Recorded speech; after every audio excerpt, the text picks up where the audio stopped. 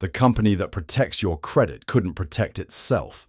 And when 147 million Americans woke up that morning, they had no idea their entire financial lives were already for sale on the dark web. This is the story of the Equifax data breach, perhaps the most ironic and devastating cyber attack in American history. When hackers infiltrated one of the nation's 3 major credit bureaus, they didn't just steal data. They stole the financial identities of nearly half the adult population of the United States. But this wasn't just another corporate hack. This was a complete system failure that exposed the fundamental vulnerabilities of how America manages its citizens' most sensitive financial information. And the worst part? It could have been prevented with a single software update. To understand the devastating impact of the Equifax breach, you first need to understand what Equifax actually does. Founded in 1899, Equifax is one of the 3 major credit reporting agencies in the United States, along with Experian and TransUnion. These companies collect, store, and analyze credit information on virtually every American adult. They know your payment history, your debts, your credit limits, and your financial behavior patterns.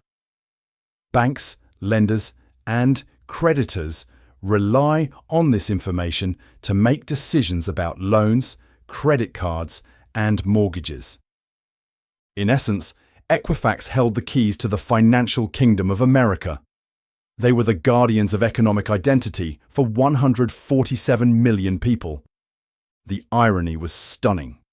The company that other businesses trusted to verify creditworthiness and detect fraud was about to become the victim of one of the largest data thefts in history. And they would prove that they couldn't even protect themselves. The attack began on May 13, 2017, when hackers discovered a vulnerability in Equifax web application. The flaw was in Apache Struts, a popular open-source framework used to build web applications. The vulnerability, designated CVE 2017-5638, was particularly dangerous because it allowed remote code execution. This meant that attackers could send malicious commands to Equifax's servers and have them executed with full system privileges. Here's the critical part. The vulnerability had been publicly disclosed on March 7, 2017. Apache had released a patch to fix the flaw on March 10, 2017. Equifax had over 2 months to apply the simple software update that would have prevented the entire breach. They never did. On May 13, 2017, the attackers found the unpatched vulnerability and exploited it to gain initial access to Equifax systems. But gaining access was just the beginning. What happened next would demonstrate the attackers' sophistication and Equifax's stunning security failures. The hackers didn't just grab data and run. They set up a careful, methodical operation designed to remain undetected while maximizing the amount of sensitive information they could steal. They installed web shells, backdoor programs that allowed them to maintain persistent access to Equifax systems. They performed reconnaissance, mapping the network topology and identifying the most valuable databases. They found systems containing credit reports, personal identifying information, and financial records. For 76 days, the attackers had free rein inside Equifax's most sensitive systems. They accessed 48 different databases. They stole names, social security numbers, birth dates, addresses, and credit card numbers. They accessed dispute documents that contained scanned copies of driver's licenses and other identification documents. The scope was breathtaking. The attackers had access to nearly half of America's adult population's most sensitive financial data. And during those 76 days, Equifax security systems failed to detect the intrusion. The breach was finally discovered on July 29, 2017, when Equifax's security team noticed suspicious database activity. By then, the damage was done. The attackers had already exfiltrated massive amounts of data and disappeared. But the discovery of the breach was just the beginning of Equifax's problems.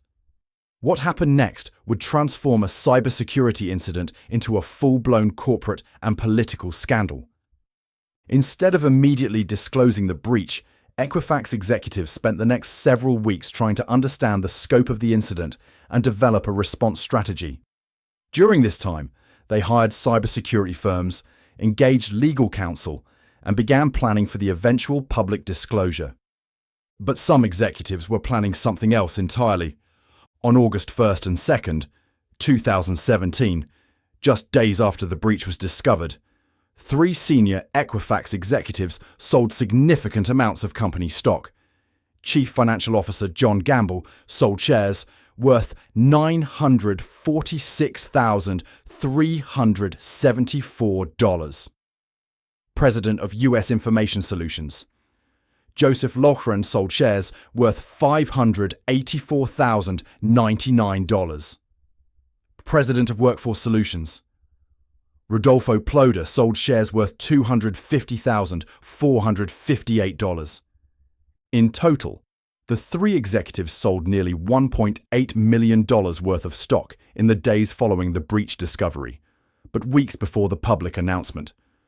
The executives later claimed they were unaware of the breach when they made the trades, but the timing was incredibly suspicious. The Securities and Exchange Commission would later investigate these trades as potential insider trading violations. Meanwhile, Equifax was struggling to contain the breach and assess its full scope. The company brought in cybersecurity firm Mandiant to conduct a forensic investigation.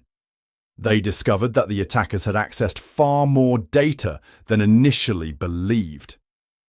The final tally was staggering. 147.9 million Americans had their personal information compromised. This included 145.5 million social security numbers, 209,000 credit card numbers, and 182,000 dispute documents containing personal identification information. To put this in perspective, this was nearly half of the entire US population. The breach affected approximately 44% of American adults. On September 7, 2017, Equifax finally went public with the breach. The announcement sent shockwaves through the financial world and sparked immediate outrage from consumers, lawmakers, and cybersecurity experts. The public reaction was swift and severe. Equifax's stock price plummeted 35% in the days following the announcement. The company faced immediate scrutiny from federal regulators, state attorneys general, and congressional committees. But the public anger wasn't just about the breach itself. It was about how Equifax handled the aftermath. The company set up a website for consumers to check if their data had been compromised. But the website was poorly designed and gave confusing information. Worse, it initially required users to agree to binding arbitration clauses that would prevent them from joining class action lawsuits. Equifax also offered free credit monitoring services to affected consumers. But critics pointed out the irony. The company that had failed to protect consumer data was now asking those same consumers to trust them with ongoing monitoring services. The congressional hearings that followed were brutal. On October 3, 2017, former Equifax CEO Richard Smith testified before the House Energy and Commerce Committee. The hearing was a disaster for Smith and Equifax. Lawmakers from both parties excoriated Smith for the company's security failures and poor response to the breach. Representative Greg Walden called it one of the most egregious examples of corporate malfeasance in modern times. Smith attempted to blame the breach on a single employee who failed to implement the security update, but lawmakers weren't buying it. They pointed out that the company had multiple layers of security that should have detected and prevented the breach. The hearing revealed even more damaging information. Equifax had been aware of the Apache Struts vulnerability for months, but had failed to implement proper patch management procedures. The company's security practices were described as inadequate and negligent. Under intense pressure, Richard Smith announced his retirement as CEO on September 26, 2017. He was followed by Chief Information Officer Susan Mauldin and Chief Security Officer David Webb, who also left the company. But the departures didn't end the crisis. The investigations were just beginning. The Federal Trade Commission launched an investigation into Equifax's security practices and response to the breach. The Consumer Financial Protection Bureau opened its own investigation. The Securities and Exchange Commission began examining the stock trades made by company executives. State attorneys general from all 50 states announced investigations into the breach. Multiple congressional committees held hearings. The Government Accountability Office launched a review of credit reporting agency oversight. The legal consequences were severe. Equifax faced over 240 class action lawsuits from consumers whose data was compromised. The company also faced lawsuits from banks and other financial institutions that had to replace credit cards and implement additional fraud monitoring. The financial impact was staggering. Equifax spent over $1.4 billion on breach-related costs in the 2 years following the incident. This included legal fees, regulatory fines, customer notification costs, and technology improvements. In July 2019, Equifax reached a landmark settlement with federal regulators and state attorneys general. The company agreed to pay up to $700 million to resolve the investigations and provide restitution to affected consumers. The settlement was one of the largest data breach settlements in history. It included $300 million for a consumer restitution fund, $175 million for state attorneys general, and $100 million for the Consumer Financial Protection Bureau. But the financial costs were just the beginning. The breach had lasting implications for how America thinks about data security and privacy. The Equifax breach exposed fundamental flaws in how credit reporting agencies handle sensitive consumer data. These companies collect vast amounts of personal information without explicit consumer consent, but they hadn't invested adequately in cybersecurity to protect that data. The breach also highlighted the inadequacy of existing data protection laws. Unlike Europe's GDPR, the United States had no comprehensive federal data protection statute. The patchwork of state and federal laws governing data breaches was clearly insufficient. In response to the breach, several states passed new data protection laws. New York implemented the SHIELD Act, which requires companies to implement reasonable data security measures. California passed the California Consumer Privacy Act, giving consumers more control over their personal data. Congress also took action. The Economic Growth, Regulatory Relief, and Consumer Protection Act of 2018 included provisions requiring credit reporting agencies to provide free credit freezes to consumers. This was a direct response to the Equifax breach. The breach also changed how companies approach cybersecurity. The incident became a cautionary tale taught in business schools and cybersecurity programs worldwide. It demonstrated that even companies handling the most sensitive data could have basic security failures. For the 147 million Americans whose data was compromised, the impact was immediate and lasting. Many spent hours checking their credit reports, placing fraud alerts, and monitoring their financial accounts. Some became victims of identity theft directly related to the breach.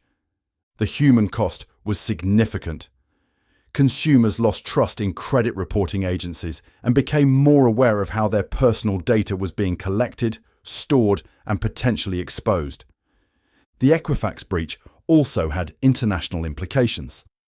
The company's operations in Canada and the United Kingdom were also affected, leading to investigations and regulatory actions in those countries. The incident damaged America's reputation as a leader in cybersecurity and data protection.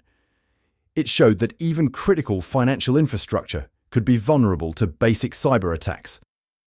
Today, more than 6 years after the breach, its effects are still being felt. Equifax has invested billions in cybersecurity improvements, but the company's reputation has never fully recovered. The breach remains a symbol of corporate negligence and the dangers of poor cybersecurity practices. The incident also sparked ongoing debates about data privacy, corporate responsibility, and the role of credit reporting agencies in American society. Many experts argue that the current system of credit reporting, where companies collect vast amounts of personal data without explicit consent, is fundamentally flawed. The Equifax breach stands as one of the most significant cybersecurity incidents in American history. It wasn't just a technical failure. It was a complete breakdown of corporate responsibility, regulatory oversight, and data protection practices. The company that Americans trusted to protect their credit couldn't protect itself. And in failing to do so, it exposed the financial identities of nearly half the adult population to criminals and foreign adversaries. The breach serves as a stark reminder that in the digital age, our most sensitive information is only as secure as the weakest link in the chain. And sometimes, that weakest link is a simple software update that never gets installed. The lesson is clear. In a world where data is power, those who hold that data have a responsibility to protect it. When they fail, the consequences extend far beyond corporate boardrooms. They affect the lives and livelihoods of millions of innocent people. The Equifax breach changed cybersecurity forever. It changed how we think about data protection, corporate responsibility, and the true cost of security failures. And it proved that when it comes to protecting sensitive data, there are no second chances. If you found this incredible story of corporate negligence and cybersecurity failure fascinating, make sure to smash that like button and subscribe to Hacker Stories for more mind-blowing tales from the world of data breaches and digital crime. What do you think about the Equifax breach? Should executives face criminal charges for these kinds of security failures? Drop your thoughts in the comments below. We love hearing your perspectives on these corporate accountability stories. And here's something that will shock you. Next week, we're diving into an even more dramatic corporate breach, the Sony Pictures hack that started a cyber war between Hollywood and North Korea. Trust us, you won't want to miss this one. Hit that notification bell right now so you never miss our latest cybersecurity stories. And remember, in the digital world, your data is only as safe as the company protecting it. See you in the next episode.